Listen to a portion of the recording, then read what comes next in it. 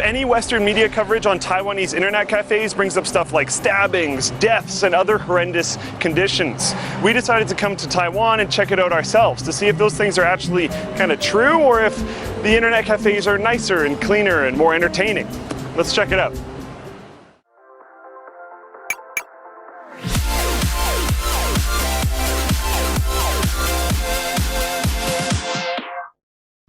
Welcome to Li Huahan Cyber Cafe, housing 200 computers equipped with 160 NVIDIA GTX 960s, 40 GTX 970s, 200 Intel Core i7 2600s, and 200 kits of 8 gigabytes of RAM. It is the biggest internet cafe in all of Taipei, and it is the only one in all of Taiwan that has NVIDIA certification, which is only one of 3 in the entire world.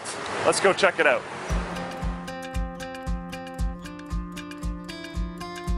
Membership is cheap as hell, about 30 cents in US dollars. And then for actual game time, if you spend 15 bucks, you get about 22 hours after that. Naturally, the more you spend, the more bonus hours you get.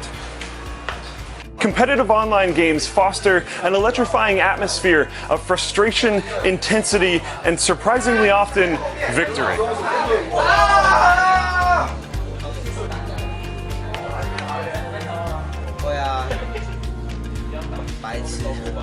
The 4th floor is covered head to toe in NVIDIA branding, and there's 2 5v5 competitive rooms which can be used for many different tournaments and booked for different teams to host skirmishes or practices or whatever they would like. Li Huahan has been open 24 hours a day for 15 years, but isn't too old to innovate. They're constantly trying new things to see what works for their customers, like mechanical keyboards and 3440 by 1440p ultra-wide monitors.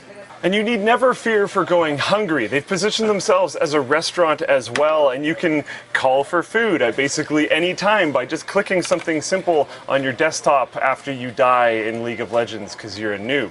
And the food is actually surprisingly good, and they have a lot of it. Their menu is huge, so you'll probably be able to be satisfied with at least something on it, and you never have to leave the comfort of your leather chair. I love it here. The food, the environment, the games, it's all great. It makes me want to grab 4 friends, form a competitive team, and try really hard, probably get wrecked because the caliber of players here is very high, but it would be fun anyways. This place is great, but it's really high energy. What if you just want to be laid back? Enter queue time. At about $3 for a membership and about $1 an hour after that, hanging out at queue time is pretty freaking cheap. But that also includes stuff like tea, various other beverages, and unlimited ice cream, if that's more your game, if you're not really into the tea stuff. Moving on, that price also includes a room, somewhere to hang out with. If you have 2 like-minded friends, so at least 3 of you, you can get this room, my favorite one. Jumping inside, there's an upstairs bunk where you have to climb a ladder, which is just fantastically fun. A downstairs bunk where you can hang out, a big, nice TV, and a little bit subpar computer. It's got a 760 Intel processor, GTS 460, and 4 gigs of RAM. Not a ton to phone home about, but you might be able to play Warcraft 3 or something. In here, you have a smaller room. You could be in here by yourself or maybe with your partner or something. You've got a computer, a TV, and a couch to hang out on. To keep you company while you're relaxing, they have near endless amounts of manga and novels and comic books, movies, and you can even borrow an Xbox One or PlayStation 4 all for free. And then if you need some extra stuff, you can pay a little bit more and use something like their laundry machine or even their showers. I like it here, and while it might not be my first choice compared to the more gaming-inspired cyber cafe, I understand the appeal. It's relaxing and comfortable. Someone's literally asleep right now. You can do that. The age range of people that come here is more like 18 to 85 instead of the cyber cafe, which was like 15 to 35. It's quite different. Let's talk to one of them to see what he thinks. 这里面他准备的书籍什么都有。 给人家很舒服啦，看起来要什么有什么，也可以吃冰淇淋，对不对？